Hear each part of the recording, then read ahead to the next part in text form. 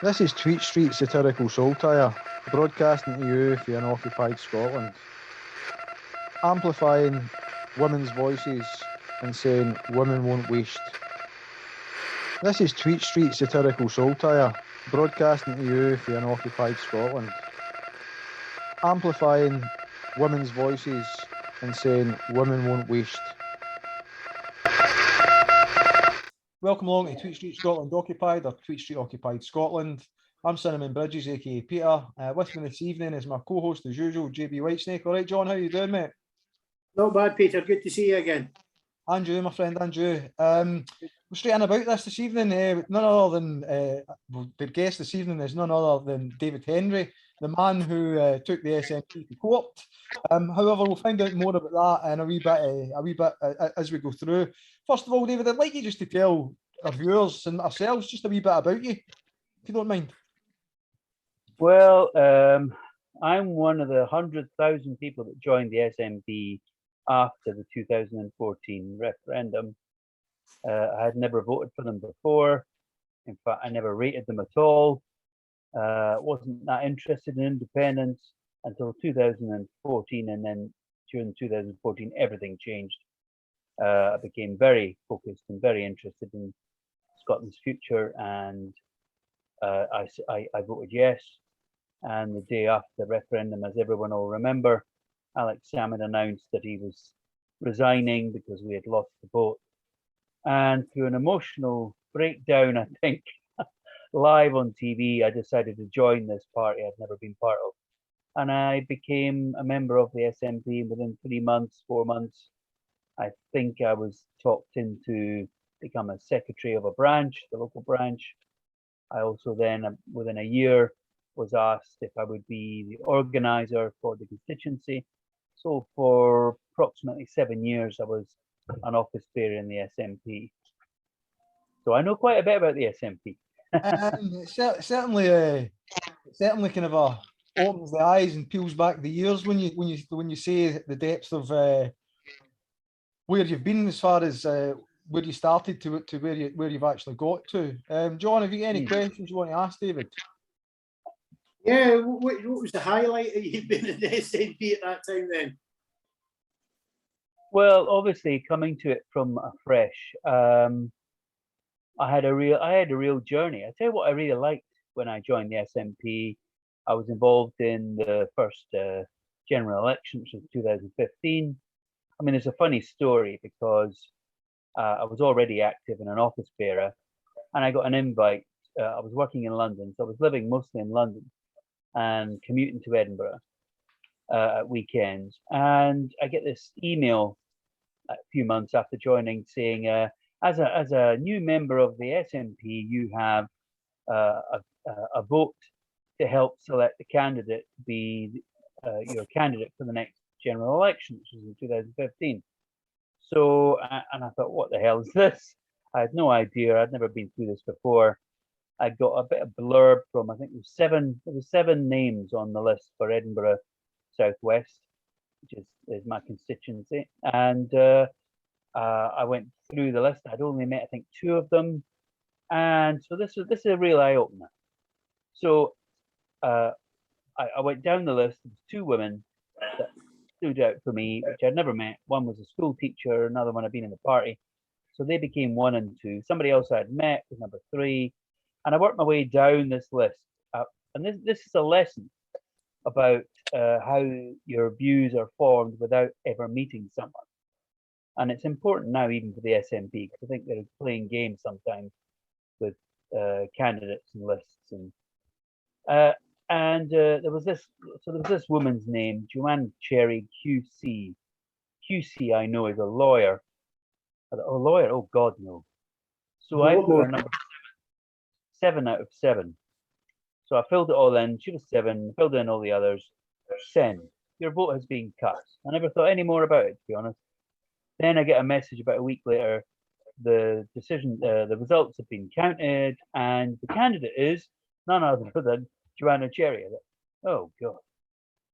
And I've been invited to meet her. So I come back to Edinburgh. I get to this bar lounge area where they're all meeting, about 80 odd people there.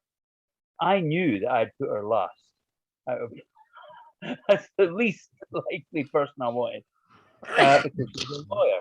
But it was because she was a lawyer, and it was also because I'd never met her or heard her speak. And she was introduced to me, and I shook her hand, and then she made a speech, and that's the moment I thought, "Oh God, I've made a terrible mistake. She's brilliant. Wow." And I'm thinking, how the hell did this happen? How did I, just because she had two initials after her name, QC, could I automatically think, discount everything I'd read, put her last? But that's what some people do, you know. I mean, your gut reaction is, oh no. But in my defence, the two first candidates I chose were also people I'd never met. A woman, one was a primary school teacher, and the other woman had been involved in local politics before, and I liked their biog, and I chose them first. So no one could ever accuse me of being male chauvinistic and anti-woman, because there I had, without meeting any of them, I'd put 1 and 2 were both women. And then, of course, I went out and campaigned with Joanna and was part of that first campaign in 2015. I was very naive. I thought all campaigns were like this. I had I had no idea that there was 34% swing was unusual. I mean, I remember being, so I did everything in that campaign. I leafleted. I really enjoyed doing that. Enjoyed the banter of people on the street and on the door. I did polling station duty. I didn't. Actually, I hadn't been feeling too well at that point, and I didn't do counting duty. You know, I wasn't a counting agent. I was in all the other elections since then. But I did polling duty, so I was standing out there 7 in the morning till about 10, 11, and then the same late at night. I was the last person there for the last 3 hours. So I'd had a real, if you like, education into campaigning. And of course, then the results came through, and of course, it's this huge land. You remember 2015, it was a massive landslide for the SNP. We ended up with 56 MPs, including Joanna Cherry. So that was my opening insight into politics. But I remember somebody, and he's an MSP, and I remember him coming up near the end of that night on polling duty, and about 9:30 at night.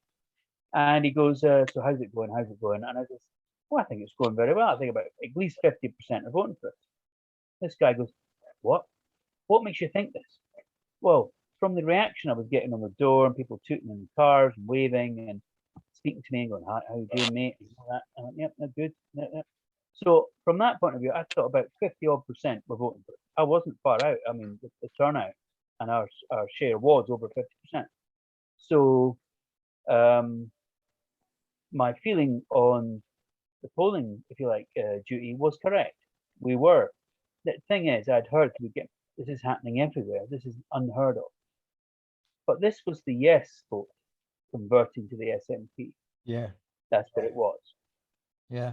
Just like me, a yes person who had never voted for them before, now voting for them because I believe Scotland's future should be in Scotland's hands, and that's what got me interested in politics. Right, I see it. I mean, it's quite a crest of a wave story, really, David. And picking up on a couple of the things that you'd said about your gut reaction and bringing it forward to more recent times. What was your gut reaction that made you? I mean, if you could tell us what you can, obviously, the gut reaction that made you take the action that you took in taking the SNP to court. What was your gut reaction that led you to that decision? Just to correct you slightly, I never took the SNP to court. I've taken 3 individuals to court. One happens to be the chief executive of the SNP, the other one is the compliance manager, and the last one is the business convener. And I did this not easily, because obviously I was an office bearer for 7 years. I was the secretary of the Sighthill Stenhouse branch. I was the organizer of the Pentlands constituency.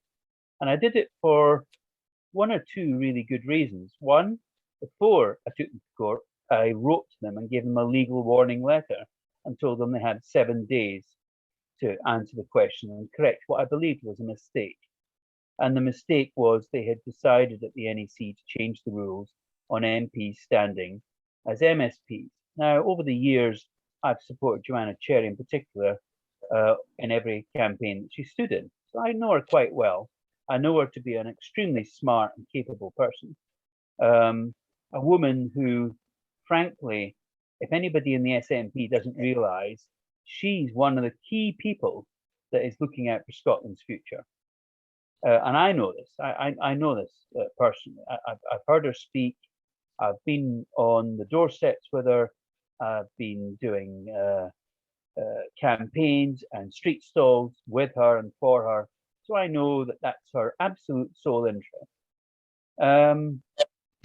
So that's how I know her. I know her from that point of view, and I support what she's doing. And when she took the UK government to court, it wasn't Nicola Sturgeon or Peter Murrell or any of the others, actually, frankly, at HQ that decided to stand up for Scotland's rights that were being trampled under Brexit. It was a certain MP called Joanna Cherry QC MP that did it. And anyone who doesn't understand how important that ruling was and to take that case was. So I was there. I sat in on the original case in Edinburgh. I then also sat in through the 3 days of the appeal at the court sessions. I couldn't travel to London, so I wasn't in London for the Supreme Court. But I sat and listened to lots of notes. And it became very clear that Scotland has a different legal system.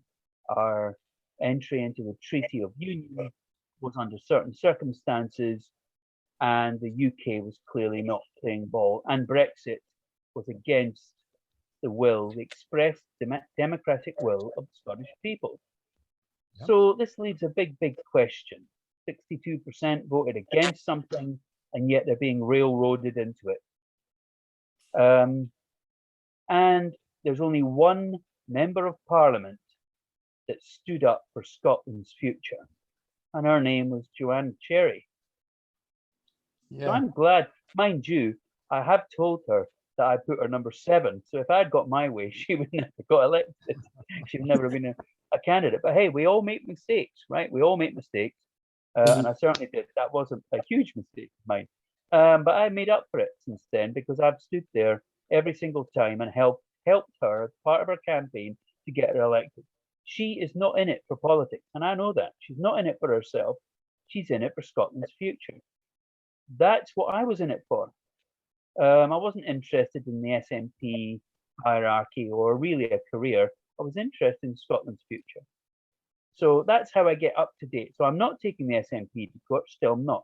By the way, the most up-to-date thing is I've appealed because basically it was dismissed as not competent and therefore I should have gone to the Court of Sessions. I disagree because, first of all, I'd written a letter to Peter Murrell on I think it was the 2nd of November, and offered to withdraw the case. This was before the case got heard. I never got a reply. That won't shock a lot of people in the SNP because anyone who's ever written to Peter Murrell or the National Secretary and demanded an answer for something and never got one won't be surprised that I never got an answer. However, from their point of view, I believe legally they're on very shaky ground because you can't claim costs from your in-house solicitor, which, by the way, from what I can gather, is actually employed via the National Executive Committee. Not according to the solicitor. Apparently, he's not employed by them. It surprises me because I've read the Constitution, and that is actually who's in charge. The NEC's in charge. But apparently not. So that could be interesting. Might have to supply his employment contract, which might be a bit embarrassing.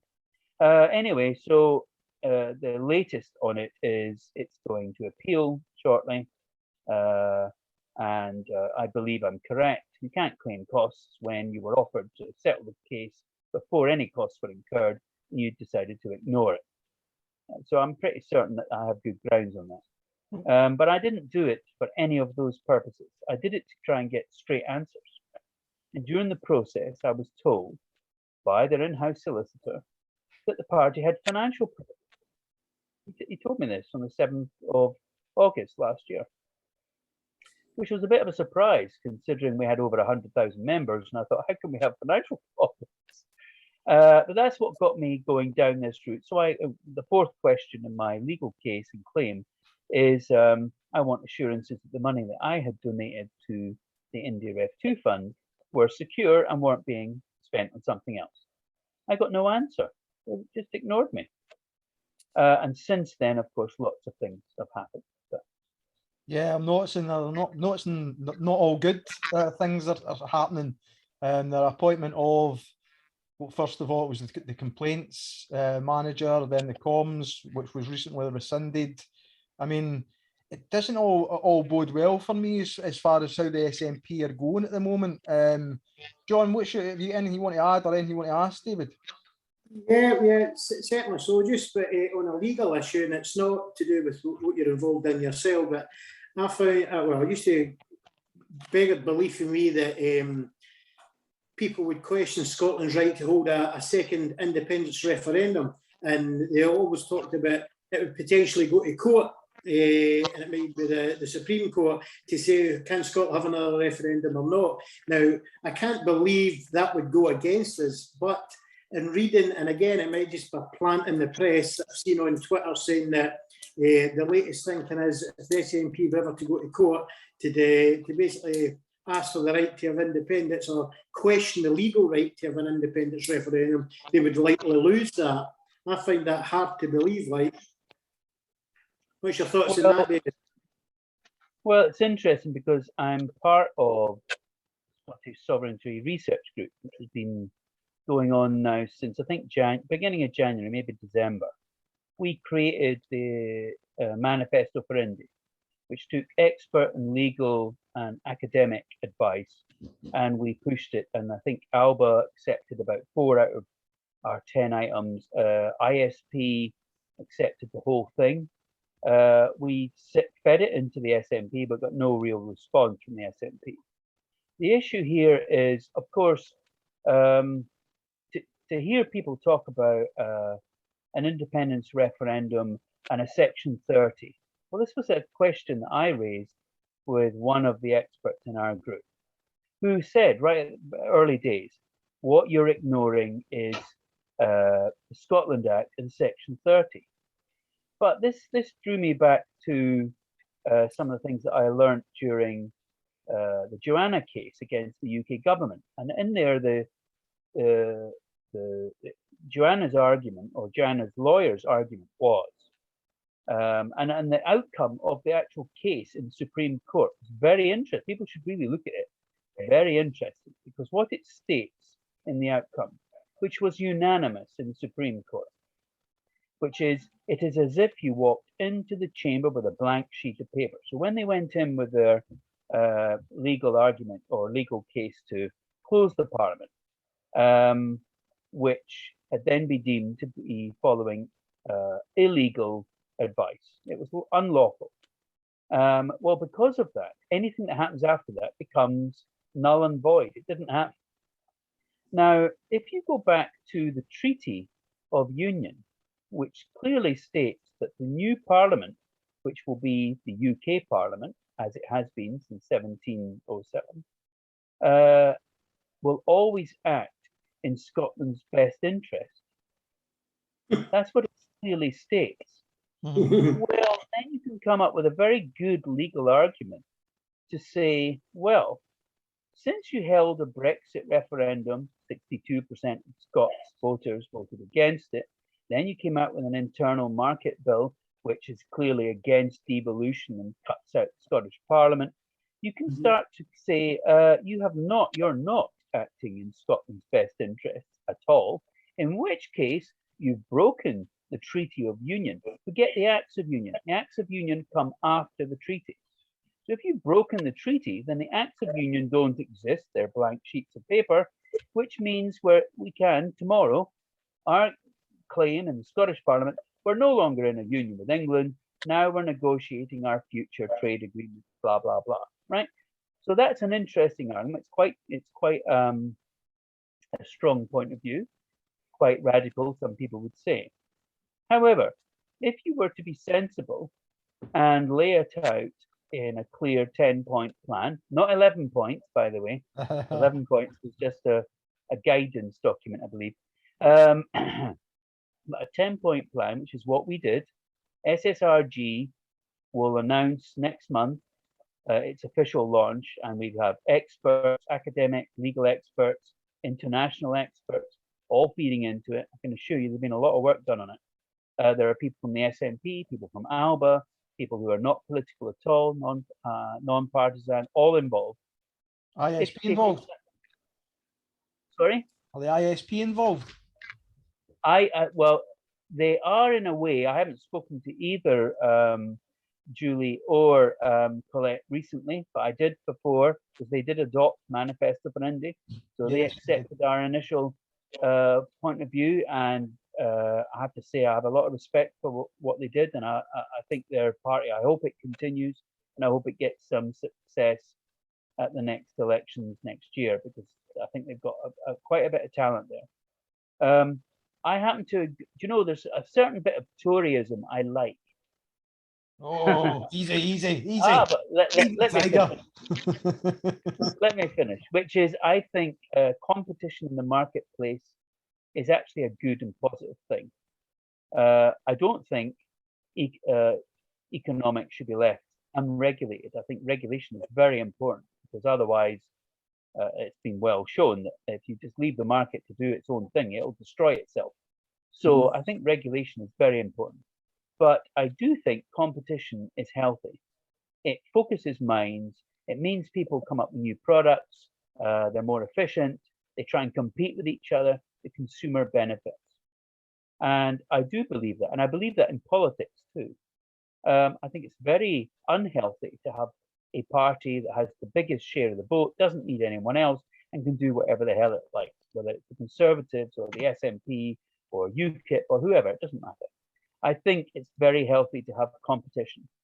It helps focus minds. And I think from what I've seen so far, I mean, I did actually donate a wee bit of money to ISP, and I would have voted for them, I think, if they had stuck around, but they decided, I think probably rightly, pull out of the last election. However, that doesn't take me away from, I think what they were doing was very important. I think what Alba's done is very important. I think it's been professionally handled. I like some of the policies. Most of the good people from the SNP are now in Alba. I'm not going to comment on what's left in the SNP, but let me tell you this: there is many good people in the SNP. There are. Yep. I think far too many of them are quiet and afraid to say anything. I think that's part of the problem. But there are people like Joanna Cherry, for whatever reason, she's still in the SNP, along with other MPs, and they're good people. And we need to remember that, right? I think the SNP has lost its plot. Yeah. That's why I left. I didn't leave easily. I've just heard through the grapevine that somebody that I respected very much in my constituency that I worked alongside has just left. And I didn't know they had left. And I was being asked, did I know why? What's the reason? Well, I'm pretty certain I know the reason. The reason is that HQ, the NEC, I mean, what's unfolding with the Green Party, and they're not really interested in independence. Let's face it. Where's the independence campaign? Where is it? Yeah, exactly. I mean, I'm of the same thought myself, David. With this coalition with the Greens, I mean, Lorna Slater, even in the lead up to the election, her manifesto was not an independence manifesto. The SNP manifesto didn't have any mention of GRA, and this seems to be getting forced down our throat. We don't seem to be in a good place in Scotland. I don't know if you heard the latest about Marion Miller and the situation with Marion Miller at a night out last night. I mean, it's getting ridiculous. Where there was a group of ladies, Marion wasn't part of it, and this is second account information. This is just reading information from Twitter, just so that before I get shot down for this isn't factual. My taking from it is there was a night out in a place in Edinburgh last night. The women had, or some women had, women won't have shirts on. Marion was out with her husband at a different location and dropped in this place for one drink. And the minute she arrived, the police were called. They were told to get out of the building. And the person who's doing it is one of these trans activists, as far as you can see from their Twitter account, you know. But again, this is all just second-hand information. But it's very, very frightening times, if you ask me. Your thoughts, David? Well, my thoughts. I believe, and as you probably know, I stood for National Secretary in the SNP last November. Yep. And I did, and a number of people tried to rope me into something, tried to bully me. That's what it was. Online bullying. Try and bully me into agreeing and signing up to, I believe it was some transgender campaign statement, which I totally refused to do. Mm-hmm. And I refused to do because, and funny enough, I'd also felt under pressure, but not as quite as directly, to sign up to women's rights group, which I also didn't do.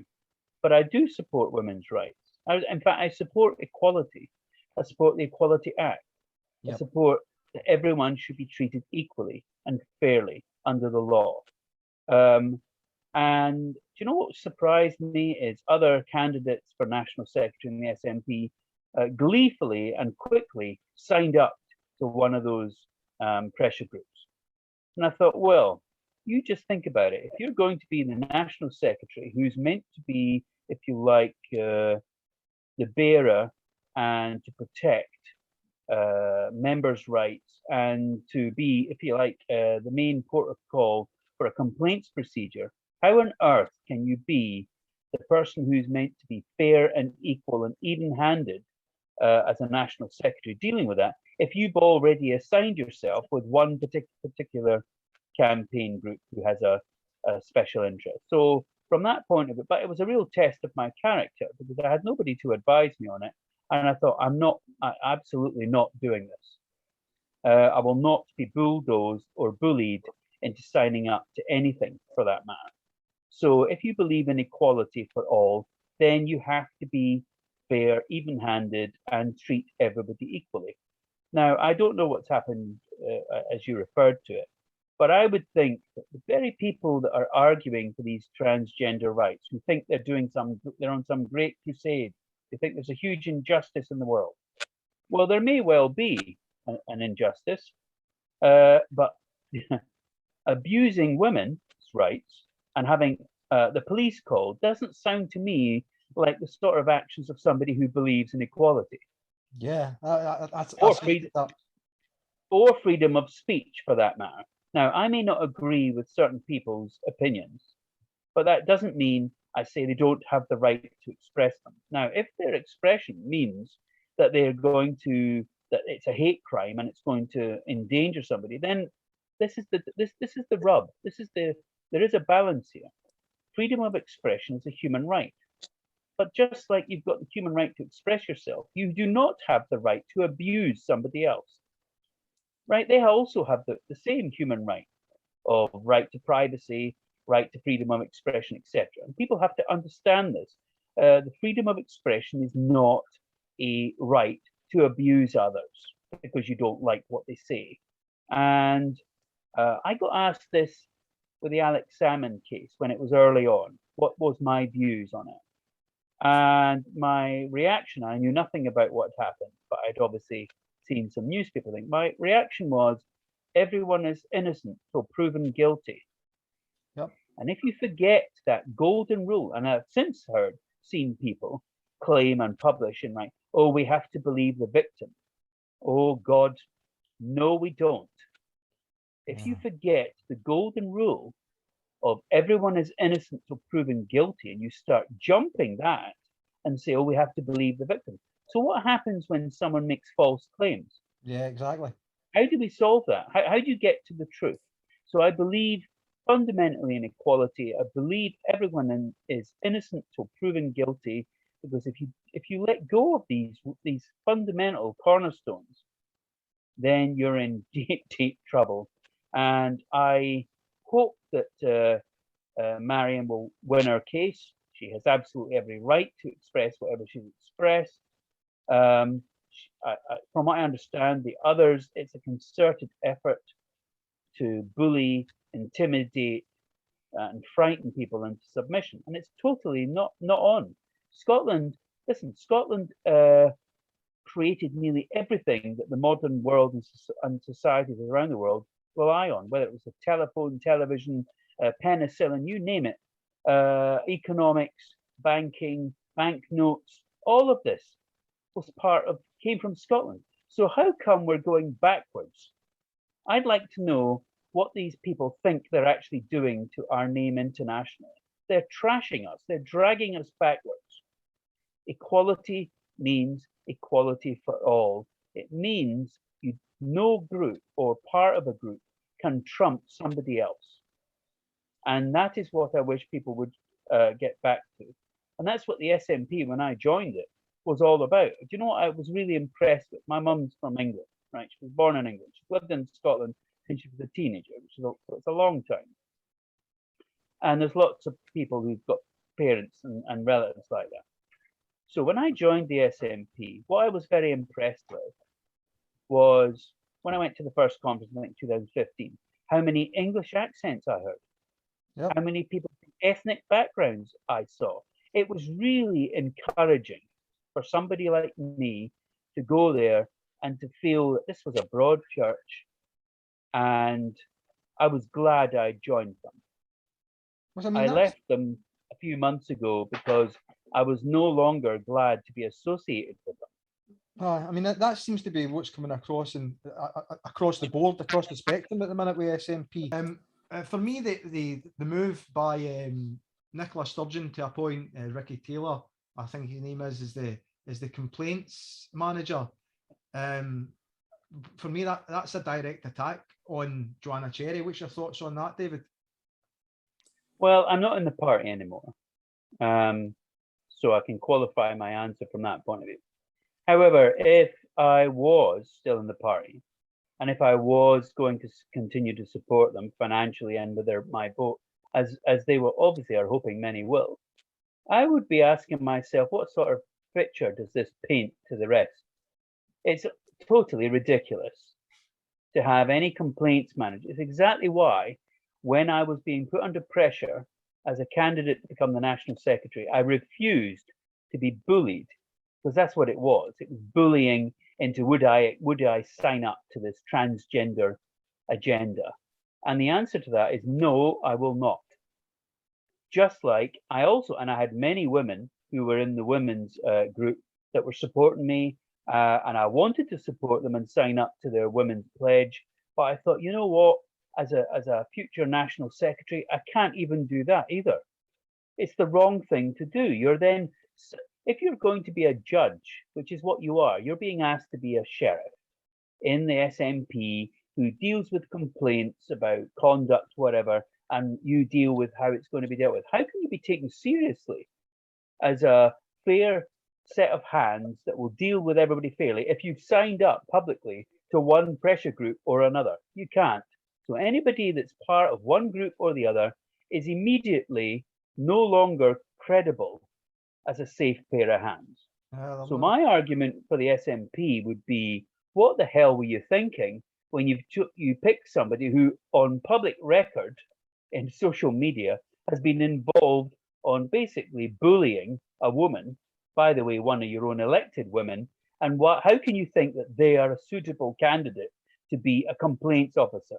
They've made the SNP, the NEC, and the inner workings a laughing stock. It's a laughing stock.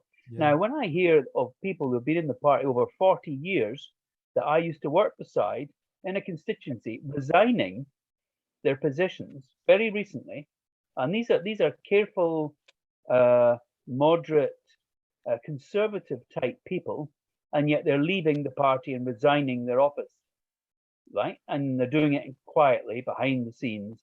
Why do you think those sort of people are leaving?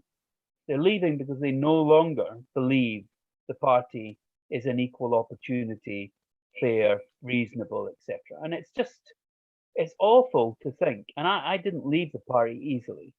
It was very difficult come to the decision after 7 years of constantly working for them in every campaign, being the office bearer, being a organizing campaigns. You make a lot of friends. I don't know if you've been in either party, but you make a lot of friends. You get to know people. You spend hours and hours volunteering, sometimes out in the cold and the wet, you know, knocking doors, delivering leaflets, doing campaigning, all the things that you do. I went further than that. I got really quite interested in actually policy development and getting involved as I was a delegate at every party conference since I joined for 7 years. Spent my own money going there and doing that, and really got quite actually active in the process of what I believed I could support. There was certain, I mean, and I saw it. 2017, by 2018, things all started to go downhill as far as I'm concerned.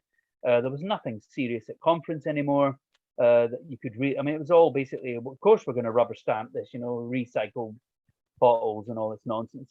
I loved the bit about the energy company, a publicly owned energy company. I thought, oh, yes, absolutely. Of course we should.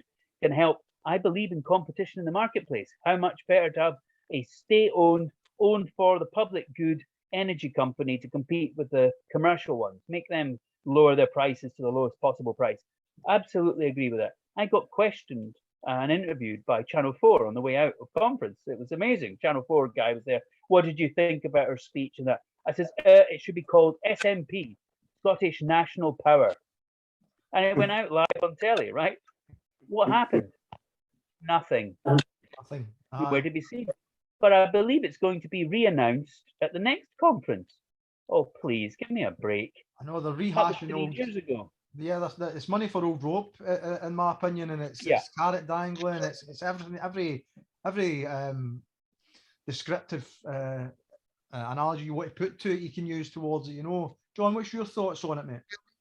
Yeah, it is very disappointing that some of these brilliant ideas have actually get kicked into long grass in favour of other stuff that's, I don't know, maybe somewhat politically motivated sniperism or whatever you want to bloody call it. Like, you know, it's a lot of skullduggeries going on there, and that doesn't bode well. What is disappointing for somebody who's an independent supporter, and that's what I class myself as, is that on the face of it, it's very damaging for an SNP supporter or an Alba supporter. They're constantly biting each other on Twitter, and some are saying quite outrageous things, and others are saying quite bloody destructive things. What does that do to the independence movement? It damages it. So if we're ever going to get another vote, a lot of people, I don't know whether we're going to get another vote in the next 2 years or so. She might surprise us. Maybe there will be a vote at the end of next year. That would put a lot of people's nose out of joint if she actually did go with it. A lot of people say it's mere chance of the bloody moon melting, like, but it's still a possibility. So we don't want to trash the Scottish independence movement with the rubbish that's going on in the Alba or the SNP. And I hope that people can see the difference. As Tommy Sheridan said last week, we're not flinging out, and I said, we're not flinging out the baby with the bathwater, like, you know.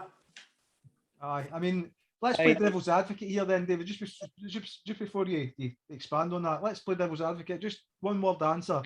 Referendums called within the next 2 years. I'm voting yes. What about you, John? Undoubtedly.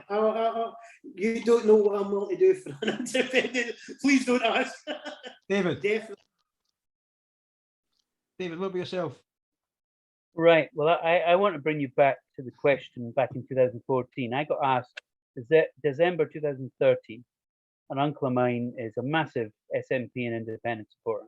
And at Christmas down in the Borders, we had quite a bit to drink, right? It's the end of the night, quite about 2 in the morning. Now we've moved on to the port. So we've gone through multiple bottles of wine. It's a heavy now night. we're on bottles of port. Oh my God. Yeah. So you can imagine the hangover the next day. Anyway, he's, and I hadn't even been aware there was a referendum coming, to be honest. And he goes, right, I've got a question for you. Oh, I remember this very, very clearly. In September next year, there's going to be a vote on independence. I want to know how you're going to vote. Now, I'm quite diplomatic in my views. I don't I don't try and upset people, and I don't come to instant decisions either.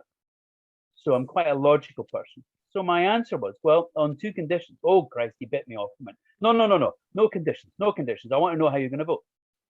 You asked me a question, so I'm going to tell you on two conditions. This is how I will vote.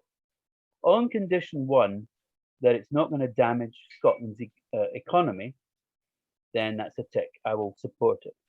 And do you know what? I can't remember what the second condition was. But I said, well, whatever these two conditions were, then I would vote yes. Now, and that was December, so that was Christmas, 2013. My first introduction to the Yes campaign was in March 2014. So this is my road to how I ended up voting. I got a flyer through the door. I live not far from Wester Hills in Edinburgh, right? And there was a flyer through my door.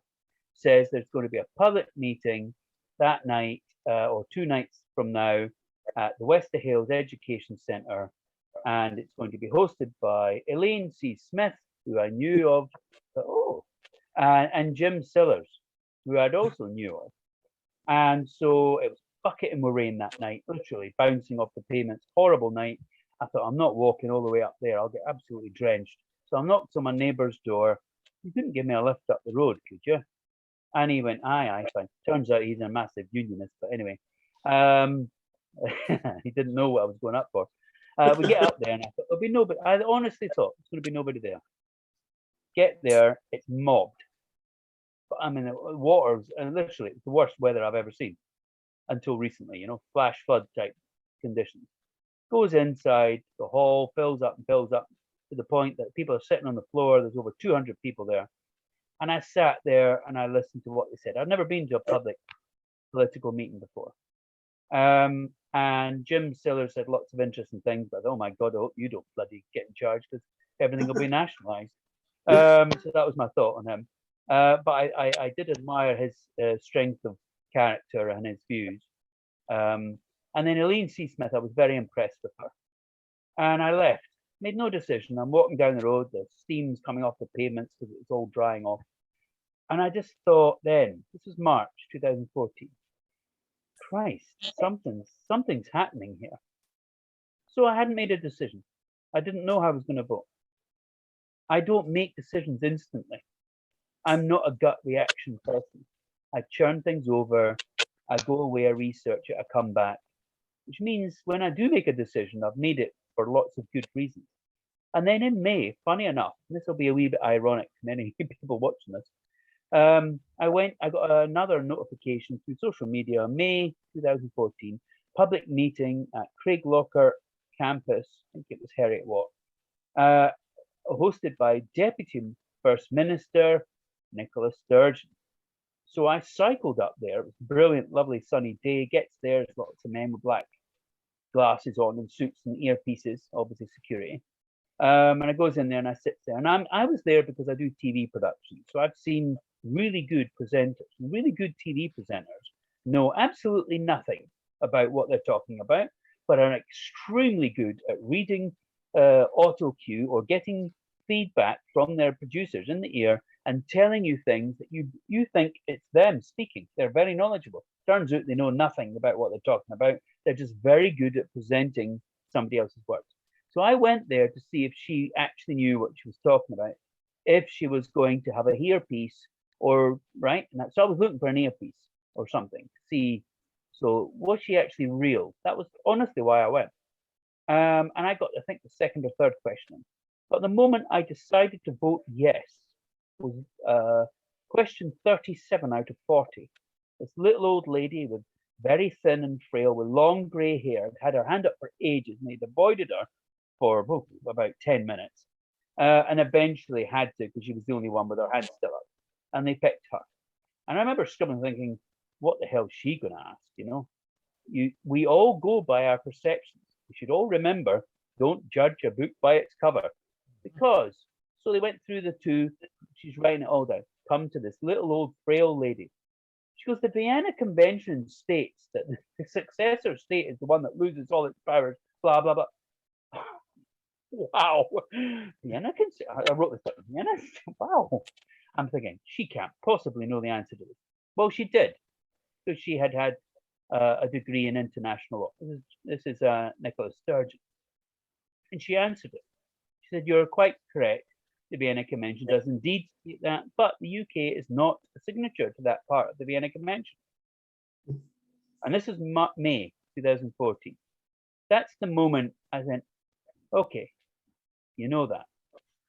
Okay, I'm going to jump off this cliff in September, and I'm going to vote yes, even though I have no idea what's going to happen after this. Now, to get to the next vote, and to ask all your viewers and yourself to think about this. SSRG, by the way, is the Scottish Sovereignty Research Group.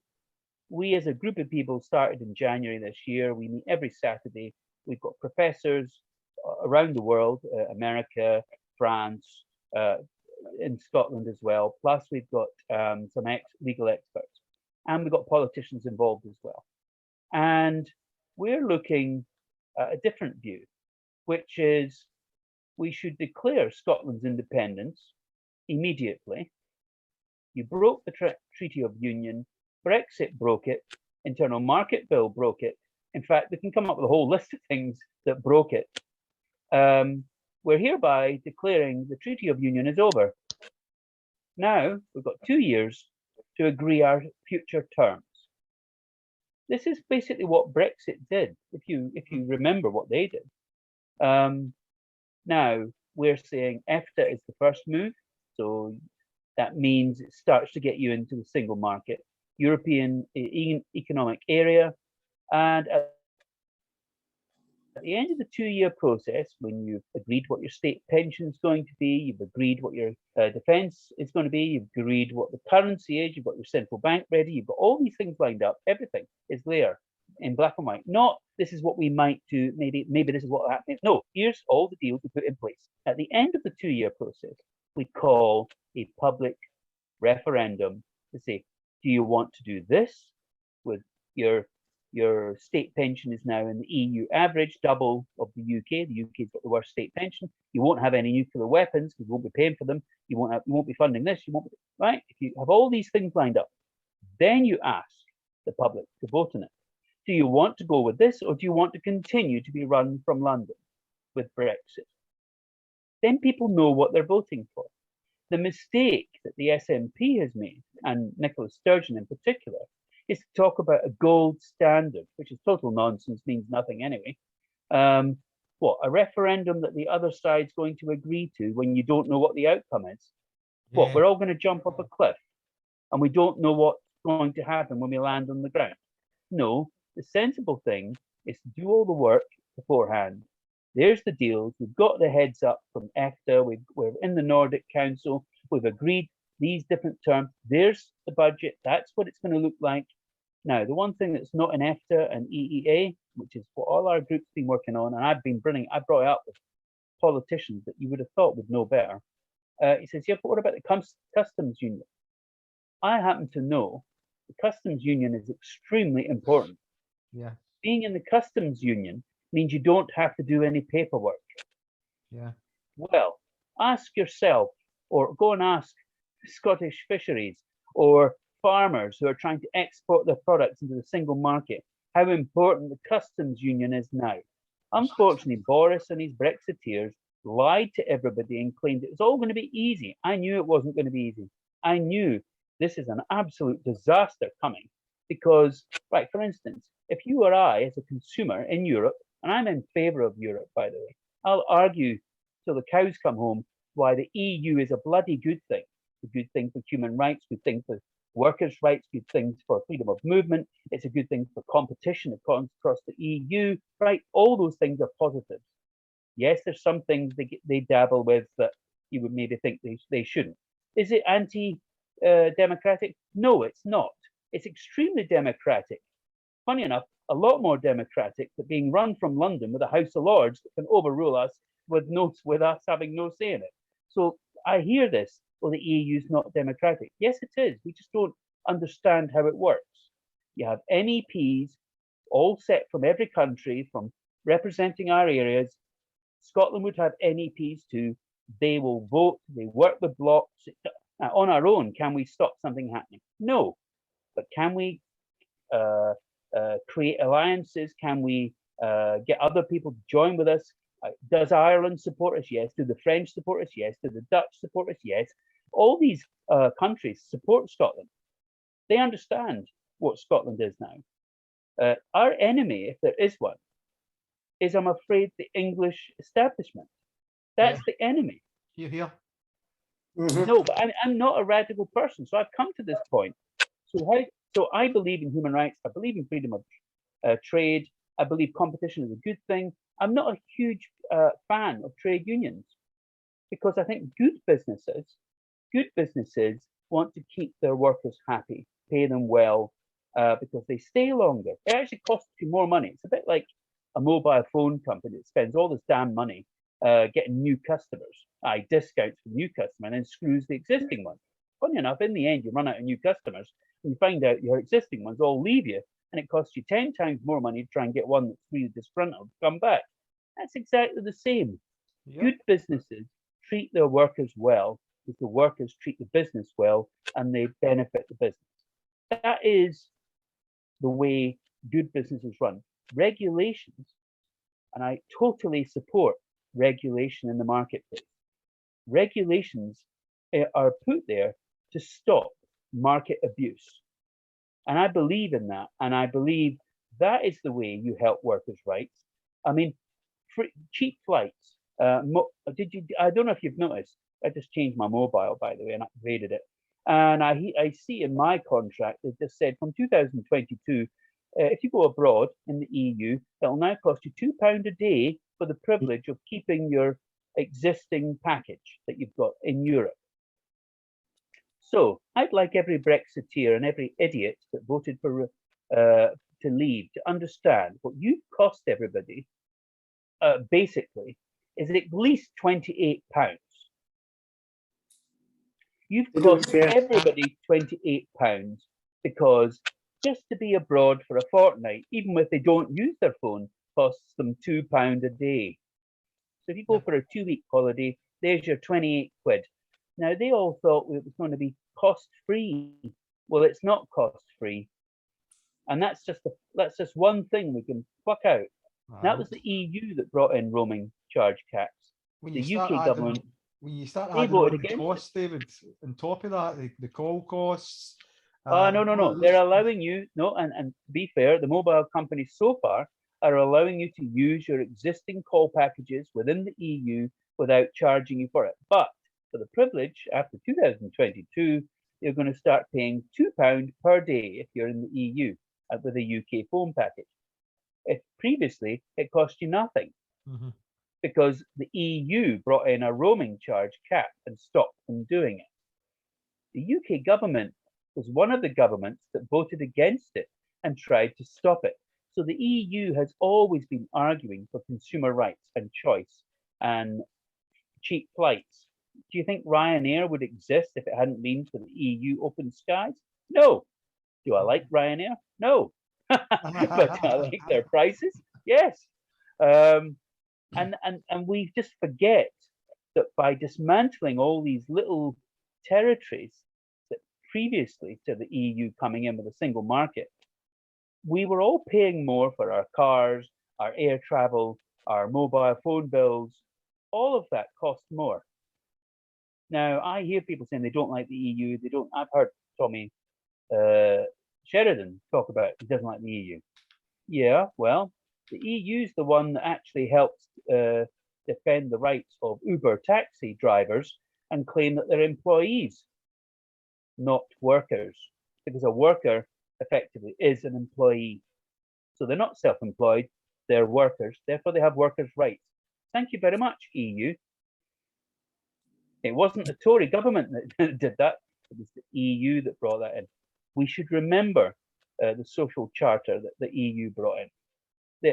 There are benefits everywhere, and I just wish people would concentrate on the detail, because if you don't concentrate on the detail, you tend to miss the big things. And I understand people don't want to join the EU immediately. So SSRG, we've taken legal and expert advice. We're saying EFTA is the first move.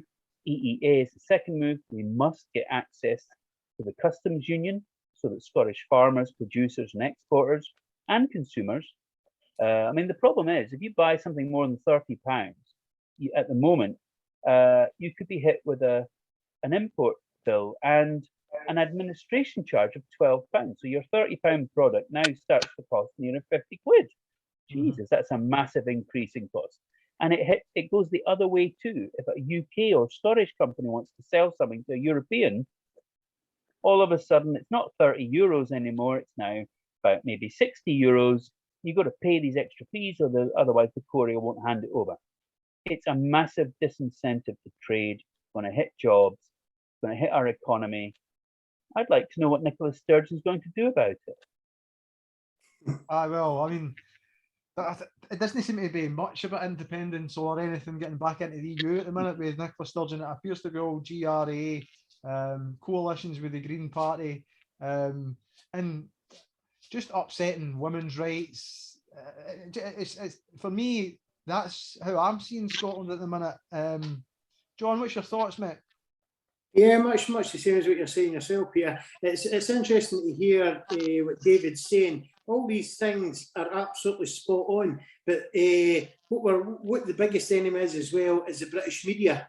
They don't tell you anything positive about the EU. You've got to go find out that information for yourself. There's nobody putting that information front and centre at any level, even with Brexit, before we voted for, or before Britain voted for Brexit, shall we say. So, the EU's been rubbished in the British media and the British press for decades. They'll always tell you the most, and the bullshit. Well, look what's in the Sun, look what's in the Mail, look what's in the Express. It's all anti-EU biased bullshit. And that's what people swallow up, and then they start to repeat it, and they believe it.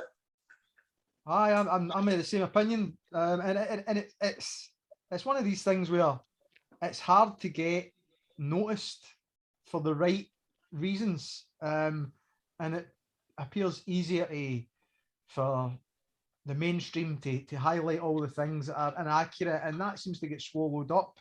David, what's your thoughts?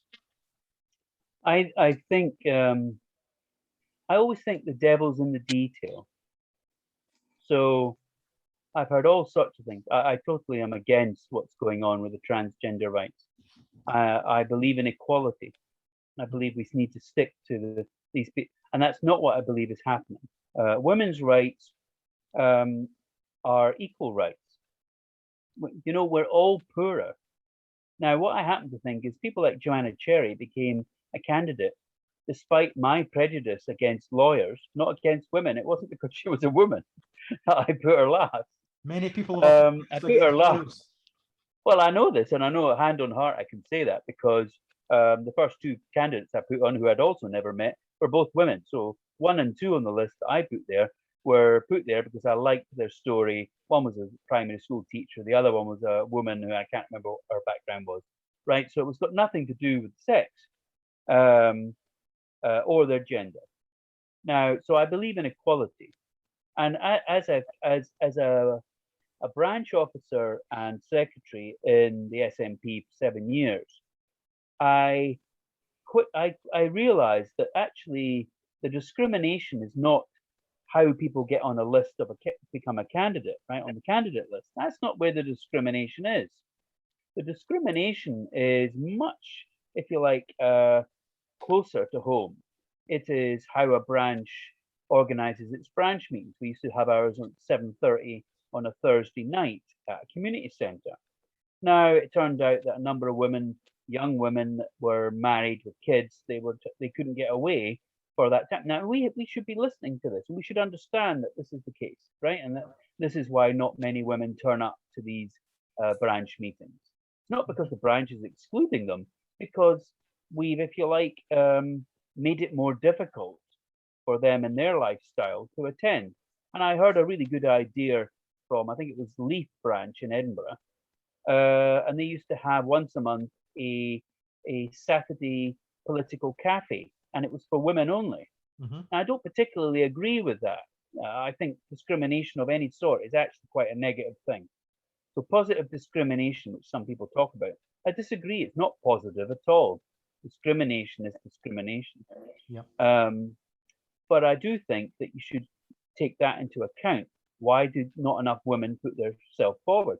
Well, one of them might be because when you actually become an MP, your own party doesn't stand up for you, and they allow people to abuse you online, and their leadership stays silent on it. That isn't exactly a great advert for more women getting into politics if that's how you're going to be treated. So I think there's many things that could be learned and improved. On the EU thing, talk about Scottish independence.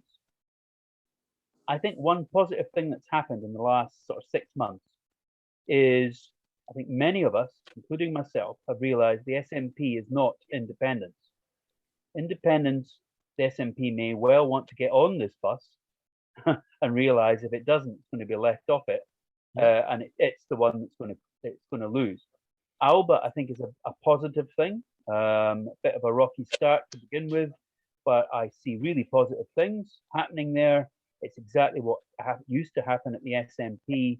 I think more and more people are leaving the SNP and joining Alba. I mean, its membership seems to continue to grow. I get back to my idea of Thatcherism. The one bit of Thatcherism I like, competition in the marketplace is good. It improves services. It improves choice. It also makes the established player buck up their ideas.